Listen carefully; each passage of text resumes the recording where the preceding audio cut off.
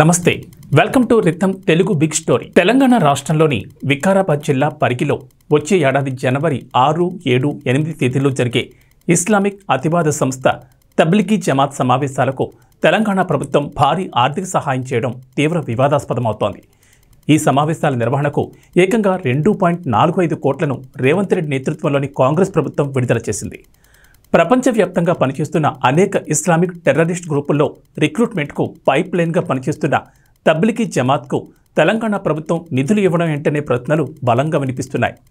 భారతీయ సంస్కృతి సంప్రదాయాలు, హిందూ సనాతన ధర్మంపై దాడి చేయడమే కాకుండా ఇస్లామిక్ మత ఛాందసవాదాన్ని పెంచి పోషిస్తుందనే ముద్ర తబ్లిగీ జమాత్పై ఉంది. అనేక దేశాల్లో ఈ సంస్థ నిషేధానికి కూడా గురైంది. అటువంటి సంస్థకు ముందు వెనుక చూడకుండా తెలంగాణలోని కాంగ్రెస్ ప్రభుత్వం 2.45 కోట్ల రూపాయలను అప్పనంగా కట్టబెట్టడాన్ని హిందూ సంఘాలు తీవ్రంగా ఖండిస్తున్నాయి. ప్రభుత్వం తన నిర్ణయాన్ని ఉపసంహరించుకుని నిధుల విడుదలకు బ్రేక్ వేయాలని డిమాండ్ చేస్తున్నాయి.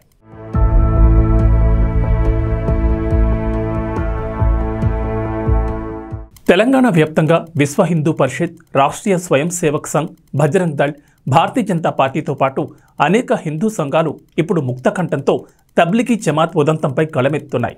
అయితే హిందూ సంఘాల ఆందోళనలో సహేతుకమైన కారణాలే కనిపిస్తున్నాయి. తబ్లిగీ జమాత్ సంస్థ పూర్వ నేపథ్యం గురించి నిశితంగా పరిశీలించిన వారెవరూ ఈ సంస్థకు ప్రభుత్వం ఆర్థిక సహాయం అందించడాన్ని ఎట్టి పరిస్థితుల్లోనూ అంగీకరించరు. ఎందుకంటే ఇది సేవా కార్యక్రమాలు నిర్వహిస్తున్న సంస్థ కాదు, సమాజానికి మంచి చేస్తున్న సంస్థ అంతకన్నా కాదు. కేవలం వ్యక్తిని కేంద్రంగా చేసుకుని ఇస్లామిక్ మత ఛాందసవాదాన్ని నూరిపోయడమే తబ్లిగీ జమాత్ లక్ష్యం. ప్రపంచవ్యాప్తంగా అన్ని దేశాల్లో ప్రజలను ఇస్లాంలోకి తీసుకురావడం, ముస్లిం సామ్రాజ్యాలను స్థాపించడమే వీరి ప్రధాన ఎజెండా. ఈ క్రమంలోనే తబ్లిగీ జమాత్లో ప్రేరణ పొందిన అనేక మంది ముస్లిం యువకులు ఇస్లామిక్ టెర్రరిస్ట్ గ్రూపుల్లో మిలిటెంట్లుగా చేరిపోతున్నారు. మరి అటువంటి సంస్థకు తెలంగాణ ప్రభుత్వం కోట్లాది రూపాయల ప్రజాధనాన్ని కేటాయించడం అంటే ఈ ప్రభుత్వ పెద్దల మెదళ్లు పనిచేస్తున్నాయా లేదా అనే అనుమానాలు వ్యక్తమవుతున్నాయి.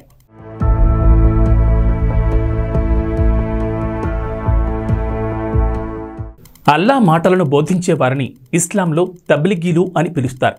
జమాత్ అంటే సంస్థ అని అర్థం. తబ్లిగీ జమాత్ అంటే సంక్షిప్తంగా అల్లా మాటలను బోధించే సంస్థ అని చెప్పుకోవచ్చు. వీళ్ళందరూ సమావేశమయ్యే స్థలాన్ని మర్కజ్ అంటారు. 1926లో హర్యానాలోని మేవాట్ ప్రాంతంలో మౌలానా ఇలియస్ కాంద్లవి అనే ముస్లిం మత గురువు ఈ సంస్థను ప్రారంభించాడని తెలుస్తోంది. ఆ తర్వాత అతను ఢిల్లీ సమీపంలోని దర్గా హజరత్ నిజాముద్దీన్కు తన మకామును మార్చాడు. అక్కడి నుంచి క్రమక్రమంగా దేశం మొత్తం ఈ సంస్థను విస్తరించాడు. 1947 దేశ విభజన నాటికి అటు పాకిస్తాన్, సౌదీ అరేబియా, ఇటు ప్రస్తుత బంగ్లాదేశ్, దక్షిణాసియాలోని అనేక దేశాలకు తబ్లిగీ జమాత్ మత ప్రచార కార్యకలాపాలు విస్తరించాయి. 1975 నాటికి ఆగ్నేయ ఆసియా, యూరప్, ఆఫ్రికా, ఉత్తర అమెరికా, ఫ్రాన్స్, యూకే తదితర దేశాలకు తబ్లిగీ జమాత్ విస్తరణ కొనసాగింది. 2006 నాటికి ఫ్రాన్స్లోని 1,00,000 మందికి పైగా యాక్టివ్ సభ్యులను కలిగిన సంస్థగా తబ్లిగీ జమాత్ ఎదిగిందంటే ఈ ఇస్లామిక్ అతివాద గ్రూపు ఏ స్థాయిలో విస్తరించిందో అర్థం చేసుకోవచ్చు. ప్రస్తుతం ప్రపంచవ్యాప్తంగా 150కు పైగా దేశాల్లో 80 మిలియన్ల వరకు అనుచరులు తబ్లిగీ జమాత్లో ఉన్నారని అంచనాలు ఉన్నాయి.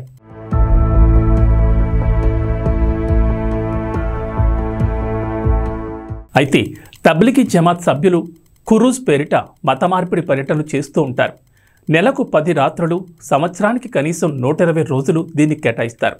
స్థానికంగా ఉండే మసీదులు, దర్గాలను కేంద్రంగా చేసుకుని తబ్లిగీ జమాత్ తన కార్యకలాపాలను చాప కింద నీరులా కొనసాగిస్తూ ఉంటుంది. ముస్లిం యువతీ యువకుల్ని ఆకర్షించడం, వారికి బ్రెయిన్ వాష్ చేయడం, మత ఛాందసవాదాన్ని నూరిపోయడం వంటివి వీరి దైనందిన కార్యకలాపాల్లో భాగంగా ఉంటాయి. అలాగే ప్రతి ఏటా ఇస్తేమా అని పిలిచే వార్షిక సమావేశాలను తబ్లిగీలు నిర్వహిస్తారు. వీటికి ప్రపంచవ్యాప్తంగా ఉన్న తమ అనుచరులను ఆహ్వానిస్తారు. 3 రోజుల పాటు జరిగే ఈ సమావేశాలకు లక్షలాది మంది తబ్లిగీలు వస్తూ ఉంటారు. వచ్చే జనవరి నెలలో వికారాబాద్ జిల్లా పరిగిలో నిర్వహించి తలపెట్టిన తబ్లిగీ జమాత్ వార్షిక సమావేశాలను సైతం మనం ముందుగా చెప్పుకున్న ఎజెండాలో భాగంగానే నిర్వహిస్తున్నారు. అయితే ఈ సమావేశాలు పూర్తిగా ప్రైవేట్ వ్యవహారం, జాతీయ ప్రయోజనాలకు విరుద్ధం. కానీ తెలంగాణ ప్రభుత్వం ఏకంగా 2.45 కోట్ల రూపాయలను ఈ మీటింగ్స్ కేటాయించడం పట్ల సామాన్య ప్రజానీకంలో తీవ్ర వ్యతిరేకత వ్యక్తమవుతోంది.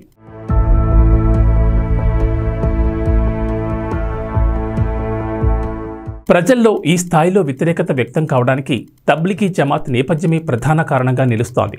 తబ్లిగీ సంస్థ బోధనలు, మూల సిద్ధాంతాలు ఇస్లామిక్ రాడికల్ గ్రూపుల్లో చేరడానికి అరువైన వాతావరణాన్ని కల్పిస్తాయి. ఇక్కడ మానసికంగా సిద్ధమైన అనేక మంది ఆ తర్వాత మతోన్మాదులుగా, టెర్రరిస్టులుగా మారుతూ ఉంటారని అమెరికన్ ఫారిన్ పాలసీ కౌన్సిల్ పేర్కొంది. పలు దేశాలకు చెందిన అంతర్జాతీయ వ్యవహారాల పరిశీలకులు తబ్లిగీ జమాత్ను ట్రాన్స్ నేషనల్ ఇస్లామిస్ట్ నెట్వర్క్గా పేర్కొంటున్నారు. ప్రపంచవ్యాప్తంగా ఇస్లామిక్ టెర్రరిస్ట్ గ్రూపుల్లో జాయిన్ అయ్యే 80% మందికి పైగా మిలిటెంట్లపై తబ్లిగీ జమాత్ ప్రభావం ఉంటుందనేది అంచనాలు కూడా ఉన్నాయి.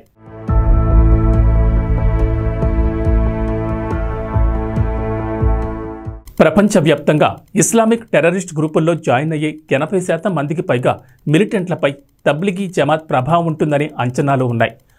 అల్-ఖైదా, లష్కర్-ఏ-తోయిబా, జైషే మహమ్మద్, ఐసిస్ వంటి అనేక ఉగ్రవాద సంస్థల్లో తబ్లిగీ నుంచి ట్రైన్ అయిన మిలిటెంట్లు జాయిన్ అవుతూ ఉంటారు. ఇది నిరంతరం సాగే ప్రక్రియలా మారిపోయింది. ఈ నేపథ్యంలోని ఇస్లామిక్ టెర్రరిజం వ్యాప్తికి ఓ పైప్ లైన్గా, ముఖద్వారంగా తబ్లిగీ జమాత్ పనిచేస్తుందనడానికి అనేక ఆధారాలను ప్రపంచ దేశాలు చూపిస్తున్నాయి. ఈ కారణంతోనే Iran, Uzbekistan, Tajikistan, Kazakhstan, Russia మరియు సౌదీ అరేబియా తదితర దేశాలు ఈ సంస్థపై నిషేధాన్ని కొనసాగిస్తున్నాయి. ప్రజాస్వామ్య విలువలు అంటే విశ్వాసం లేని ఈ సంస్థ అల్లా రాజ్యస్థాపన కోసమే పనిచేస్తూ ఉంటుంది. మన దేశ భద్రతకు, హిందూ సనాతన ధర్మానికి పెను సవాలు విసురుతోంది.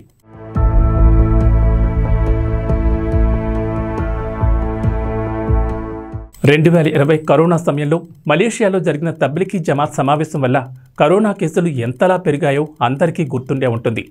India, Indonesia, Singapore, Thailand, Cambodia, Vietnam, Philippines, Bangladesh, Sri Lanka సహా అనేక ఇతర దేశాల్లో వేలాదిగా కరోనా కేసులు పెరిగిపోయాయి.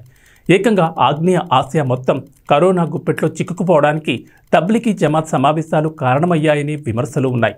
అంతేకాదు, కరోనా వ్యాప్తి సమయంలో మహారాష్ట్రలోని వాసాయిలో తబ్లిగీ జమాత్ సమావేశాలకు ప్లాన్ చేశారు. అయితే ప్రభుత్వం అంగీకరించకపోవడంతో ఢిల్లీలోని నిజాముద్దీన్ వెస్ట్ ప్రాంతంలో మర్కజ్ మసీద్ ప్రాంగణంలో తబ్లిగీ సమావేశాలు నిర్వహించారు. టూరిస్టు వీసాల మీద వచ్చిన అనేక మంది ముస్లింలు ఈ సమావేశాల్లో పాల్గొనడమే కాకుండా భారతదేశంలో కరోనా మహమ్మారి మరింత వ్యాపించడానికి కారకులయ్యారు. సుమారు 22,000 మందికి పైగా తబ్లిగీలను భారత ప్రభుత్వం క్వారంటైన్కు పంపిందంటే కరోనా వ్యాప్తిలో వీరి పాత్ర ఏ స్థాయిలో ఉందో అర్థం చేసుకోవచ్చు.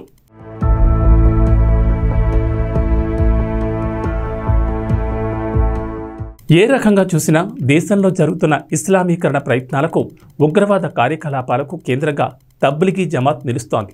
అంతేకాదు, సనాతన హిందూ ధర్మ ఉనికిని సైతం దెబ్బతీస్తోంది. దేశ భద్రతకు పెను సవాల్గా నిలుస్తోంది. ఇటువంటి మతోన్మాద సంస్థకు తెలంగాణలోని కాంగ్రెస్ ప్రభుత్వం నిధులు విడుదల చేయడం అంటే భారత జాతి ప్రయోజనాలను పణంగా పెట్టడమే అవుతుంది. కాబట్టి వికారాబాద్ జిల్లా పరిగిలో జరిగే తబ్లిగీ జమాత్ సమావేశాలకు అందించే ఆర్థిక సహాయాన్ని తక్షణం ఆపేయాలని, ఆ సమావేశాలపై ఆంక్షలు విధించాలని విహెచ్పి, ఆర్ఎస్ఎస్, బజరంగ్ దళ్ వంటి హిందూ సంఘాలు బలంగా డిమాండ్ చేస్తున్నాయి. భారతీయ జనతా పార్టీ అగ్రనాయకత్వం సైతం దీనిపై ఇప్పటికే పలు విధాలుగా ప్రభుత్వంపై ఒత్తిడి తీసుకువస్తోంది. హిందూ సంఘాల నేతలు తమ ఆందోళనను మరింత ఉధృతం చేయడానికి సన్నాహాలు చేస్తున్నారు. 2 తెలుగు రాష్ట్రాలతో పాటు దేశవ్యాప్తంగా హిందూ సమాజాన్ని జాగృతం చేయడానికి కృషి చేస్తున్నారు.